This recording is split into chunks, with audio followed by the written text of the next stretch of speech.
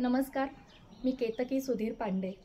श्यामल करंडक एकपात्री स्पर्धेमध्ये मागील वर्षी मी सहभागी झाले होते आणि स्पर्धेत म्हणजे कुठल्याही किंवा खरं तर एकपात्री स्पर्धेमध्ये भाग घेण्याची ही पहिलीच वेळ होती.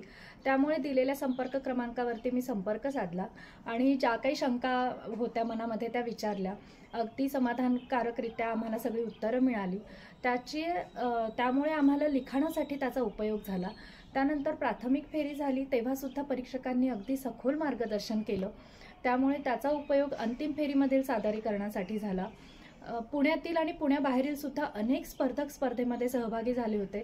संपूर्ण स्पर्धेचं नियोजन इतक्या चांगल्या पद्धतीने केलेलं होतं की बाहेरगावावरून येणाऱ्या स्पर्धकांना सुद्धा त्यांच्या सोयीनुसार स्लॉट्स देण्यात आले आणि त्यानुसार 2 दिवस प्राथमिक फेरी आणि 1 दिवस अंतिम फेरी या पद्धतीने ती स्पर्धा पार पडली.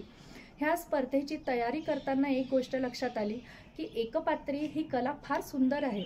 म्हणजे तुमच्या अंगी असलेली एखादी कला जर तुम्हाला सादरीकरण त्याचं करायचं असेल तर तुम्हाला सहकलाकारांची किंवा तांत्रिक गोष्टींची वाट बघण्याची, कुणाच्या पाठिंब्याची गरज नाही आहे. तुम्ही एकट्याने ही कला सादर करू शकता. खूप छान वाटलं आम्हाला ही स्पर्धा झाल्यानंतर. त्यामुळे आम्ही निळू फुले कला अकादमी ह्याला नंतर जोडले गेलो, त्यांचं सदस्यत्व घेतलं आणि वर्षभर त्यांचे अतिशय छान उपक्रम होत राहिले, ज्याचा आम्हाला आनंद घेता आला, त्यात सहभागी होता आलं, त्यातून खूप काही शिकता आलं. मी निळू फुले कला अकादमीची मनस्वी आभारी आहे की त्यांनी मागील वर्षी ही स्पर्धा घेतली आणि ह्यावर्षीसुद्धा या स्पर्धेचं पुन्हा एकदा आयोजन केलेलं आहे.